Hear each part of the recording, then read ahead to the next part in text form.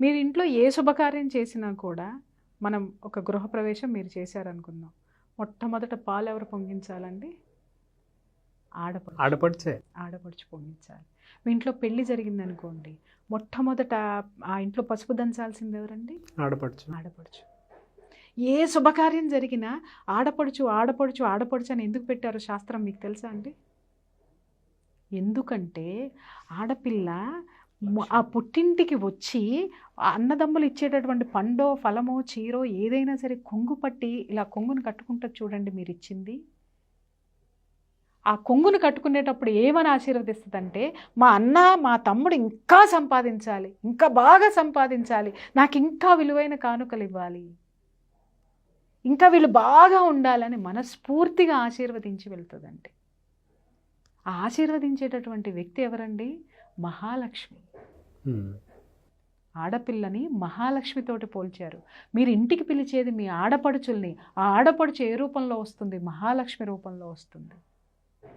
ఆ మహాలక్ష్మి కొంగులో మీరు ఏమేస్తారో మనస్ఫూర్తిగా ఆ మహాలక్ష్మి మీకు ఆశీర్వదిస్తుంది. నా తమ్ముడు ఇంకా ఇంకా 4 కంపెనీలు పెట్టాలి, ఇంకా ఇంకొక 100 కోట్లు సంపాదించాలి, లేదా నా తమ్ముడు ఇంకొక 4 లారీలు కొనుక్కోవాలి, లేదా నా తమ్ముడు ఇంకొక 4 ఆటోలు కొనుక్కోవాలి, లేదా నా అన్న ఇంకా ఇంకా ఉద్యోగంలో ఇంకా పెద్ద స్థాయికి వెళ్ళాలి, నాకు ఇంకా నెక్స్ట్ టైం మంచి చీర పెట్టాలిరా అన్నయ్య, ఈసారి నీకు చూడు, నాకు ఇది పెట్టావు కదా, నీకు చూడు ఎంత బాగా పైకి వెళ్తావు.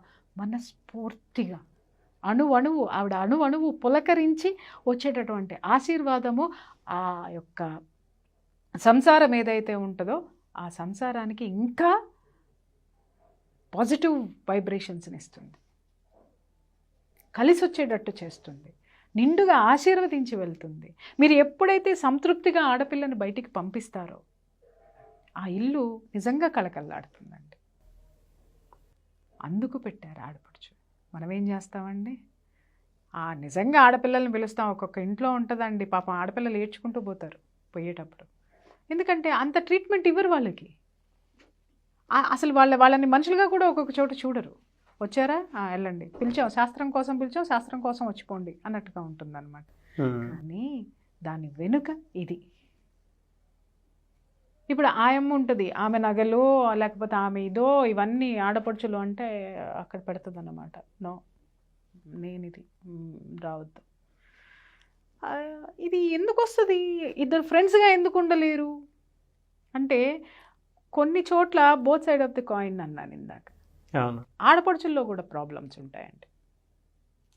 అన్నగారు ఏమన్నా కొనుక్కున్నారనుకోండి, వదిన గారు మెళ్ళో నెక్లెస్ చూసిందనుకోండి, ఆడపడుచు ఏమని ఫీల్ అవ్వాలంటే, నా అన్న ఈ స్థాయిలో ఉన్నాడు, వాడు 10 కాలాల పాటు చల్లగా ఉండాలి, నన్ను ఇంత బాగా చూసుకోవాలి, నన్ను ఇంకా బాగా చూసుకోవాలి. బయట నుంచి వచ్చిన ఆడపిల్ల నా అన్న వల్ల ఇంత సుఖపడుతుంది, నా అంత ఎంత సమర్థవంతుడు, నాకెంత గొప్ప అన్న ఉన్నాడు అని ఆడపిల్ల ఫీల్ అవ్వాలి. కానీ ఇదేం ఫీల్ అవుతుందో చెప్పమంటారా? ఆ నెక్లెస్ చూడంగానే బర్రని జీదేస్తుందండి ముక్కు. దీనికి కష్టాలు ఉన్నాయో తెలీదు, లేవో తెలీదు. ఈ అమ్మ ఉన్నాయి లేని నట్టింటో రావటం అక్కడ పట్టు చీరో నగో, లేకపోతే ఆ పిల్లలు బాగున్నారో, లేకపోతే చూడంగానే బ్యాగ్ అక్కడ పెట్టి రాగాలు ఎత్తుకుంటుంది అనమాట. ఒరే అన్నయ్య, నా చిన్నప్పుడు బాగున్నావురా, నువ్వు నాకు కారు కూడా పంపలేదురా, క్యాబ్ బుక్ చేసేవరా, నువ్వు నన్ను ఎట్ట చూస్తున్నావురా, నన్ను ఎట్ట. ఇలాంటి వాళ్ళని ఎలా చూడాలనిపిస్తుంది? ఏ ఇల్లు భరించాలనిపిస్తుంది? నో, ఆడపడుచులు కూడా అట్లా ఉండద్దండి. మీకు లేనిది మీ అన్న ఇంట్లో ఉన్నందుకు, మీ అన్న సమర్థవంతుడైనటువంటి అన్న మీకున్నప్పుడు మీరు మనస్ఫూర్తిగా ఆశీర్వదించండి. అతని యొక్క అండదండలు మీకు ఎప్పుడు ఉంటాయి. లేదు, అతను మీకు ఏ అండా చూపించకపోయినా ఆశీర్వదించండి. ఆశీర్వాదాలు మీ పిల్లలు బాగుపడడానికి, మీ మేనమావరా అని మీరు గర్వంగా చెప్పుకుంటానికి, మేనమావ అంత ఎత్తు ఎదగరా అని మీ పిల్లలకి మోడల్గా చూపించడానికి ఒక పాజిటివ్ వైబ్రేషన్స్ మీ ఇంట్లో సృష్టించుకోండి. అంతేగాని మా అన్న పెట్టలేదు, వాడు అంత సంపాదించుకున్నాడు, వాడికి ఏం పోయే కాలం వచ్చింది, నో, దూషించకండి. మీ కొడుక్కి వాడిని రోల్ మోడల్గా చూపించండి, మీ పిల్లలకి రోల్ మోడల్గా చూపించండి. మీ వదిన మిమ్మల్ని చూడలేదు అనుకుందాం, మీరు ఏడవకండి, అది ఆవిడ సంస్కారం అది. బట్ మీ సంస్కారము ఆశీర్వదించేటటువంటి సంస్కారం. ఆడపడుచుకి మహాలక్ష్మికి ఉన్నంత గొప్ప స్థానము మన శాస్త్రాలు ఇచ్చినాయి.